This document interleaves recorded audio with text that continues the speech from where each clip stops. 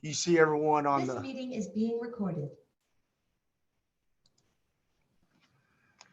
We'll go down to call the meeting to order. Jen, if I can have you call roll. Magistrate Humphrey, Present. Magistrate Riley, Present. Magistrate Coldiron, Present. Judge Executive Chuck Dills. Present.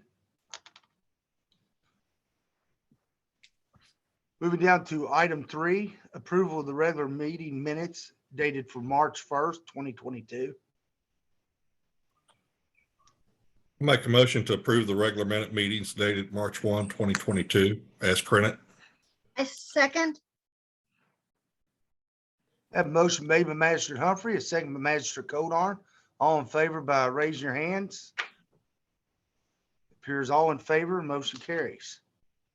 Moving down to item 4A, fiscal matters. Approval of the utility claims on the general fund. Also the approval of the claims on the general fund, road fund, jail fund, along with all transfers presented dated March 15, 2022.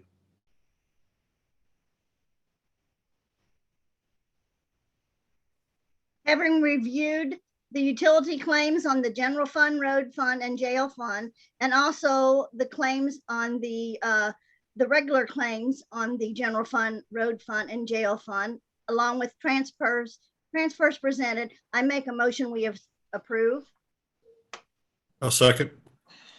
Motion made by Magistrate Coldiron, second by Magistrate Humphrey. All in favor by raising your hands. Appears all in favor, motion carries. Moving down to item B, as you know, every year during March, we have to review the ordinance number 02-2017-705 as required by section 13 of the occupational license tax ordinance.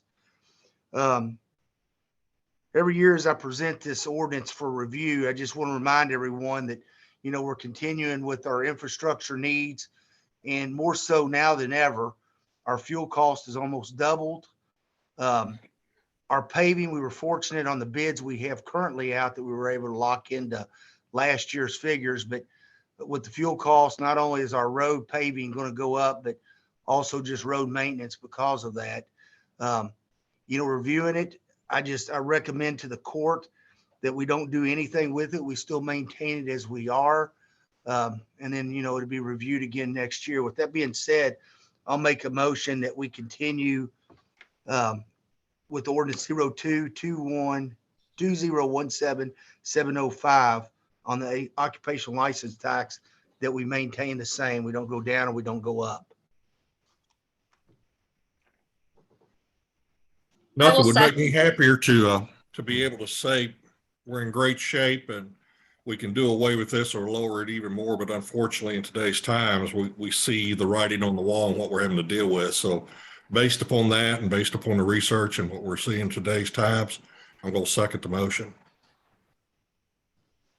Okay, I have a motion made by myself, Judge Executive Chuck Dills, a second by Magistrate Humphrey. All in favor, raise your hand. Aye. It appears all in favor. Motion carries.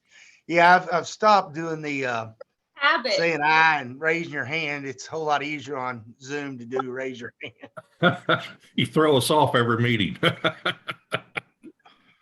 Keeping us on our toes.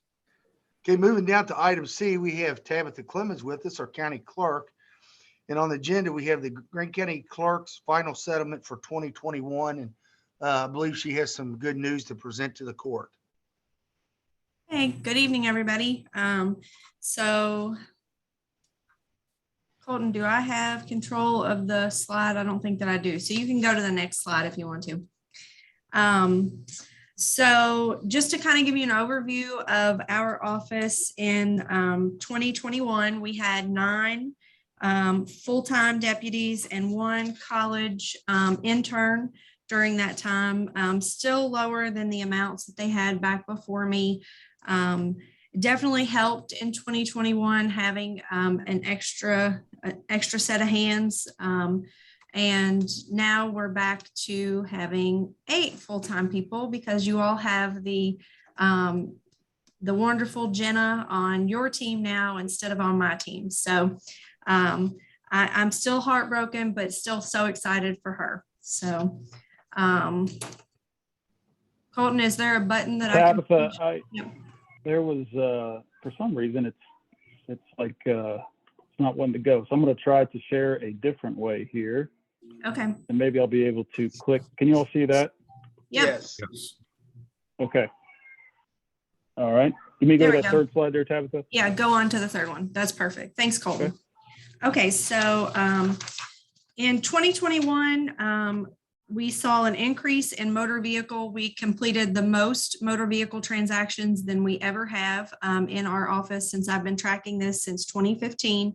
So 64,196 motor vehicle transactions. Same way on deeds, 1,109 deeds, mortgages. So if you want to look back at like 2015, we doubled mortgages, and that's because of the historical rates that we've seen in interest rates. So a lot of refinances, a lot of homes being purchased, a lot of land transfers in the county in 2021. So marriage license, that took a little bit of an uptick from 2020 when a lot of venues were unfortunately either closed or limited seating. So we saw an uptick in people getting marriage license. So it's 188. And then title lien statements. These are the statements that tell us how many people are financing cars or trucks or any type of motor vehicle. That could also be a lien on a mobile home or a boat as well.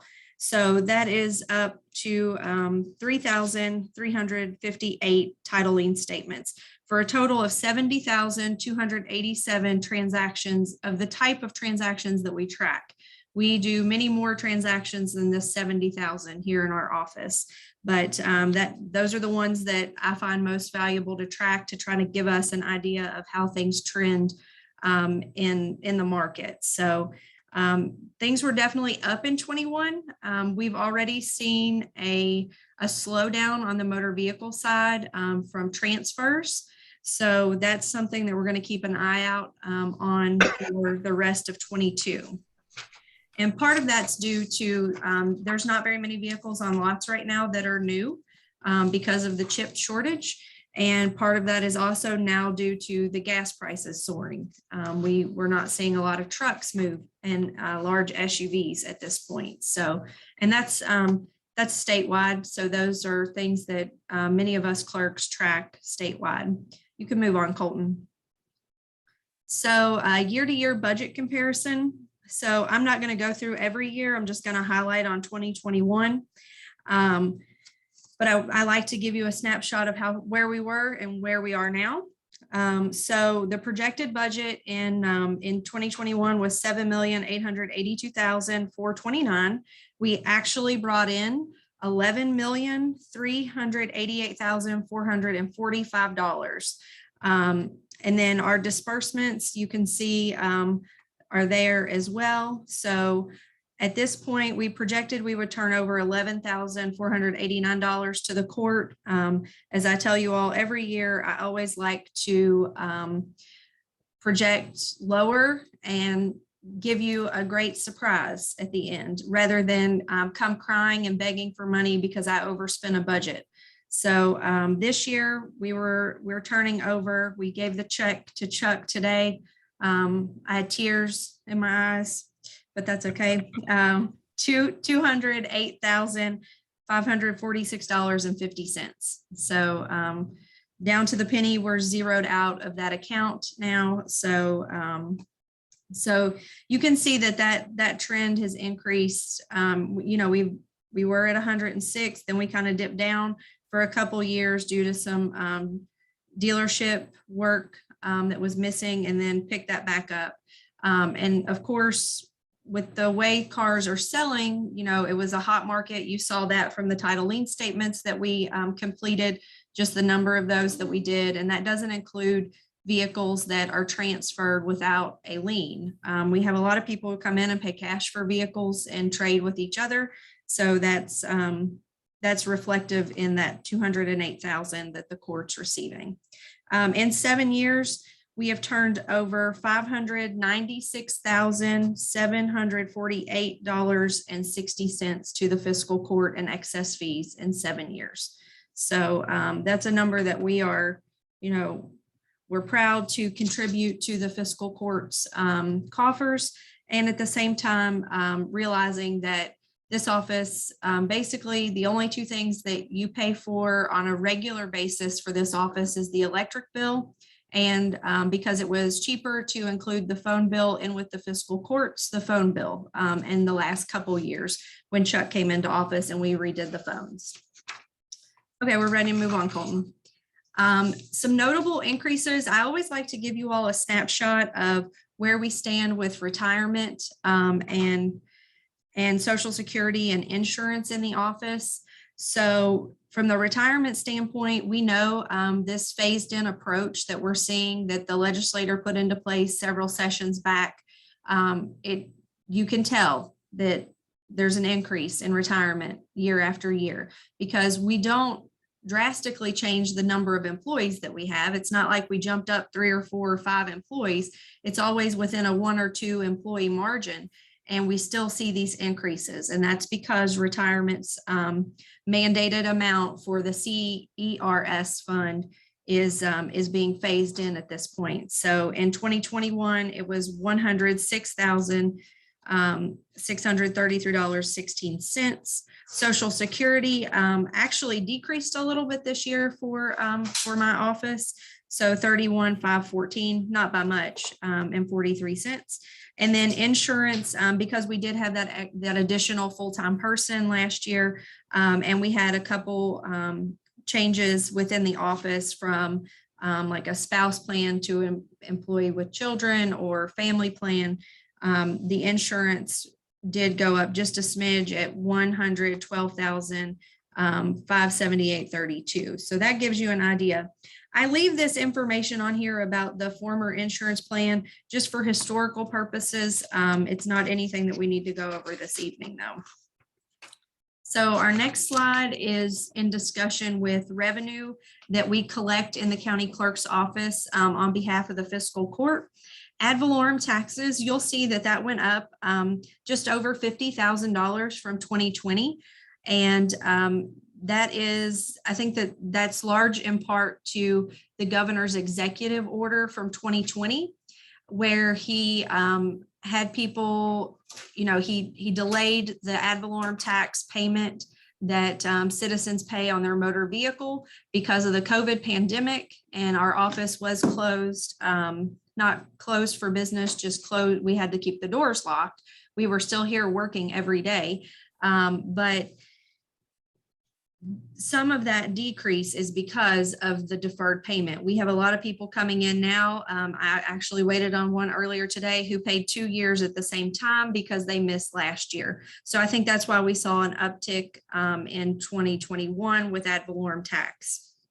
Deed transfer tax was up because we saw the increase in deeds that were transferred. This is a tax that only the fiscal court receives, is deed transfer tax, and that was $119,000 last year. And then delinquent property tax. So I'm going to talk about this just for a brief moment with you. You can see back in 2019, it was up to 35,000. 2020, it was 37, and then 2021, it was 24,000. That's large. That's still a great number to collect on delinquent taxes for our size county. But one of the reasons that you are seeing that number being a little bit lower is because last year more people paid their property taxes at the sheriff's office. And I think that's in large part to our county attorney, Stephen Bates, and the way that he has tried to collect these taxes on the behalf of all of the taxing entities in the county, because we have the letter that he sends is a little more direct and explains exactly what's going to happen to the property, and that it would go through the tax bill sale, which is all in KRS. But I think that's why we saw a little bit of a decrease here in my office for that number, is because more people are are trying to pay that before they see the penalty and interest accumulate on their bill after it comes to the county clerk's office on April 15th. So just to give you an idea, in 2021, it was $446,804.25 that we collected for the fiscal court and the county clerk's office. And that was obviously an increase over every other year that we've collected that since I've been tracking this since 2015. The next slide, Colton, is in regards to our Kentucky Department of Library and Archives grant. And these are some grants that we've had in the past.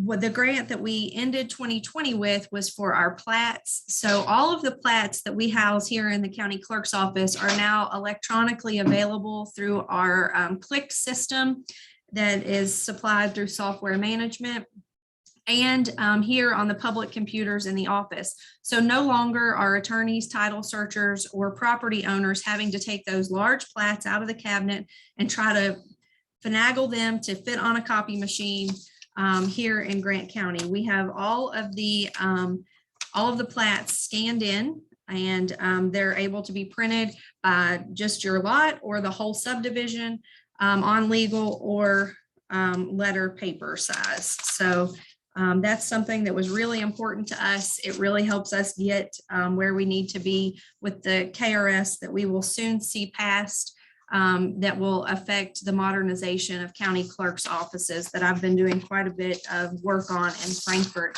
over the interim and then during this session. So the next slide.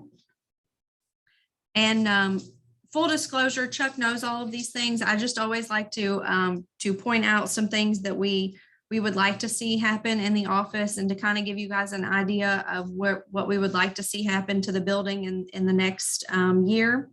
There's a concrete issue and some railing that we need to address on the north side of the office. Chuck's been working on that for us. Downstairs, the tile and carpet flooring at some point needs to be replaced. We do have some tiles in some of the restrooms that are coming up. Lighting is an ongoing issue in our office. We replace those with LED lighting as they go out, as ballasts fail. We start replacing those, and we'll have more of those that need to be replaced. It would be nice to get some changing stations for patrons with children in our restrooms, especially the ones upstairs. We have moms and dads who ask for that regularly, and we don't have those. And then awning covers over the doors would be nice. And then the last thing is not necessarily about the building, but something that I want to make you all aware of that will be discussed more, I'm sure, with judges and magistrates as we get closer to the general election. The former Secretary of State purchased electronic poll books for all the counties with federal dollars called HAVA funds, which is Help America Vote Act funds. That funding was supposed to run out in year 5, which would have been last year. They were able to extend the funding through this year. So we're getting 6 years of funding from the state for the electronic poll books. This will be something that the counties will have to fund after year 6. And we're currently working on what that model looks like. We, as the County Clerks Association and the Judges and Magistrates Associations, JC and Todd have been really involved with me. We've been to several senators' offices to ask for some direct funding for elections. So we're hopeful that we'll see some reimbursement money come back to the county and to all the counties who have purchased new equipment like what we have already purchased, in addition to the precinct direct funding that we'll receive from the state board that we had already talked about. So we're trying to get more funding to go directly towards elections. At this point, we're not certain that the funding would be able to be used for electronic poll books. However, we're trying to work on that language and tweak it a little bit so that it will include electronic poll books in that language, so that counties are not strapped with that expense going forward. So that's all that I have for you this evening. More than anything, I know you're excited about the check. And if you have any questions, I'm more than happy to take them. Tabitha, I have two. A ballpark figure on what the electronic poll books cost. Sure. Give me just a second. I think for our size county, and this is a quote, so we have a couple different ways that we can go with this. Currently, the equipment that we have is through a vendor called 10X. And 10X was selected by the state.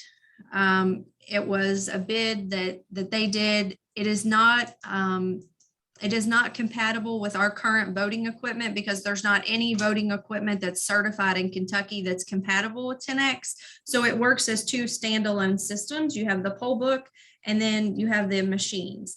There are some other vendors that do work in unison with our poll book, meaning that it would have a little printer setting next to it. So Shauna, those of us who have ran those poll books before, we know that you have the poll book, you have the voter sign in, and then you look at the screen and get the ballot selection that you need. Some of the poll books, and particularly one that HARP has, they have a printer next to it that would print out a slip to hand down to the ballot judge so they know what they need instead of you communicating back and forth or passing like those little poll slips that I have that you have to select. It would automatically print. And I did get a quote prior to this meeting because I kind of anticipated this might be a question. And for our size county, it's about $70,000 for the initial purchase of the equipment. And then ongoing, it's between $5,000 and $6,000 a year for licensing. And I have asked for the licensing amount for 10X, but because it's currently a statewide license agreement, they have not broke that down by county yet. So she couldn't give me a firm number by county because they have a statewide licensing agreement. And when the funding for this is up, I anticipate that at least one of the largest counties, if not 2 or 3 of the largest counties in the state, will probably break away from 10X to go with the poll book that works directly with their voting system to be able to have a more streamlined service for voters to be able to print ballots on demand. Okay. So, and this would be potentially an anticipated new cost in 2024? That's correct. 2020, well, the end of 22 is when it comes to an end. So 23 is when we could potentially see some sort of cost increase. But we have, like I said, JC Young and Todd Ruckel and I have been working really hard to ensure that we have a direct funding source to at least reimburse for all of the machine costs, which was a higher cost. That was that you guys have. You've already done, but you would get reimbursed for that cost completely, as try to make you as whole as possible there. So given any update on that? So it is in the Senate's budget. It's on page 8 of the Senate's budget, and it's a direct $25 million appropriation to counties. The funding would go to the State Board of Elections, and the State Board of Elections would then disperse the funds. So we don't know if that will be by precinct or by voter. Because of the new style of voting that we have in Kentucky with vote centers, it looks more like we'll probably go to a per voter amount for funding moving forward, because a lot of counties are consolidating precincts to make vote centers easier. Makes sense. I mean, okay. Well, thank you for those updates. And I was just, as you anticipated correctly, as we think of new line item expenses that we haven't had in the past as technology changes. So, and I think this governing body would attest that we appreciate the service you provide to our community and that your deputies provide from a customer service standpoint, from an efficiency standpoint, and frankly, just from like an ethical standpoint, like even as it pertains to the elections, even outside of the monetary monies that you folks deal with. So thank you for what you do for our community. Thank you. I couldn't do it without my team, that's for sure. Well, thank you, Tabitha. Great presentation. If you don't mind, I know I'd like to have a copy if you could email the PowerPoint presentation, and the Sure. magistrate may want a copy of it too. I would like to have a copy, Tabitha. Absolutely. I'll forward that to you before I leave. Great presentation, and I'll echo that. We appreciate what you do and the money that you're able to turn back to the county, because we've got plenty of needs to utilize the money. So moving on down to, we don't have any old business to discuss tonight. That takes us down to 6 for new business. We have item A. It's the Arbor Day Proclamation for April 1st, 2022. Jenna, if I could have you read the proclamation. You're muted. Just kidding. Okay. Grant County Arbor Day Proclamation. Whereas the Commonwealth is graced with diverse forests that extend from the hardwood forests of the east to the cypress sloughs of the west. And whereas trees are a sustainable resource providing significant environmental, economical, social, and human health benefits to Kentuckians. And whereas over 1/3 of Kentuckians live in a community actively managing their urban forests, spending over $8.2 million on this asset. And whereas Kentucky's forest products are a $13.9 billion green industry employing over 53,000 people. And whereas trees enhance our air quality, purify our water resources, protect our soil, supply a source of renewable energy, and provide valuable wildlife habitat. And whereas forests improve our health and offer a place of recreation and solace. And whereas trees and healthy forests enhance the quality of life for our Kentuckians. Now therefore, I, Chuck Dills, Grant County Judge Executive, hereby proclaim April 1st, 2022 as Arbor Day in the County of Grant, and I urge all citizens to participate in the observance of this day by planting trees to beautify our Commonwealth and to focus attention on our great natural resource, our forest. Thank you, Jenna. Moving down to item 7, reports. A couple of things I'll touch base on. One, as you know, that we had an opening for a courthouse maintenance facility person. We advertised it on Facebook. We advertised it on our website. And as with the issues we're having with staffing at the jail and everywhere else in the Commonwealth, we received 2 applications. So I'll be looking over the 2 applicants that we've applied to see if there's someone possibly we can hire off of the 2 applicants that we received based off their qualifications. We'll be doing that this week. Also, I'll just let you know that Friday, Peggy Updike and myself will be meeting with the jailer Mike Webster and his chief deputy Jackie Botenhammer. They'll be going over their upcoming budget for 22-23 year with us. So I'll be able to get that budget to you all next week before April 1st. With that being said, that's really all I have to report, other than, and I'll let Jacqueline touch in more detail, but the paving plants have opened and they will start paving as of next week, depending on the weather. So with that being said, I'll move down to Jacqueline on her report. Thank you, Chuck. Yes, we did receive confirmation that Rigler Asphalt Company is going to be opening a few weeks early just because we have promising weather. And for the constituents that live on Morgan Creek, pending the weather, they do anticipate starting on Monday with the resurfacing of that road.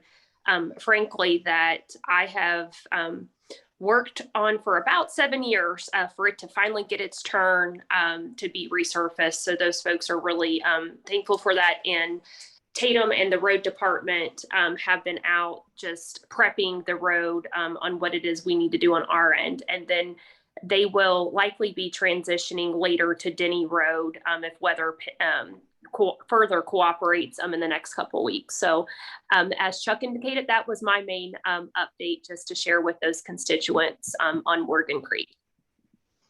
Okay, thank you, Jacqueline. Also, we're getting close. We should be able to start getting the roofs put on the courthouse. So I'm excited now that the weather's changing to get that done to seal up some of our water issues. Chuck, did they say how long that would likely take? The roofing, Yes. I mean, I predict it would take a couple weeks Okay. because So- there's actually 4 sections. I mean, I'm sorry, 5. The 5th one's a larger section. The others are on the left and right side, north and south side of the 3rd floor. And there are 2 sections on each side. Okay. So now they've got all the prep work done on the blocks that were leaking. So once they get the rubber membrane down, that should solve all of our leaks other than what brick we need to fix on the rest of the building. Good. Thank you. Shauna? I don't have anything, just glad to see that the weather's breaking now and that the road department's able to do some of the blacktopping that, we have requested. Okay. Roger?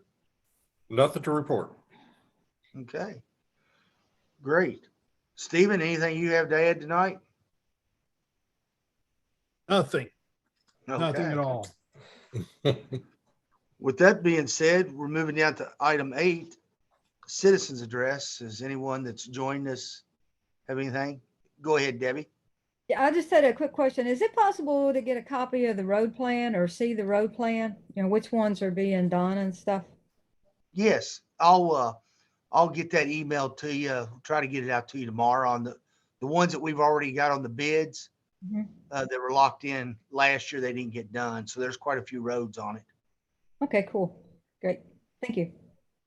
Jennifer, make a note and remind me too that we'll email that to Debbie tomorrow.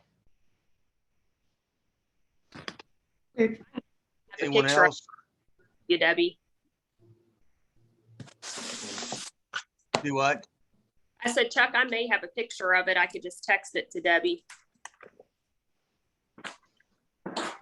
If not, we'll go ahead and email the list tomorrow. Okay. Yeah, if you Okay. could email it, I'd appreciate it. And text Yes. it on too, but I'd like to have the email. Thank you. Yes. Oh, by the Uh-huh. way, how much is the roof repair costing? I'm just curious about that. That bid was opened up before the price cost went up. We opened it up during the fall. I'll be honest, I'd be glad to send that to you, the bid Mhm. on it. Off the top of my head, I don't remember. Okay. All right. Thank you. Okay. Anything else? If not, I just want to remind everyone, our next meeting will be in person, April 5th, 2022, 6:30 PM at the courthouse. With that being said, I need a motion to adjourn. So move. I'll second. I have a motion made by Magistrate Riley, a second by Magistrate Humphrey. All in favor, raise your hands. Appears all in favor. Motion carries. We're now adjourned. Thanks, everyone, for coming out tonight on Zoom. Thank you. Thank you. Good night, everyone. Good night.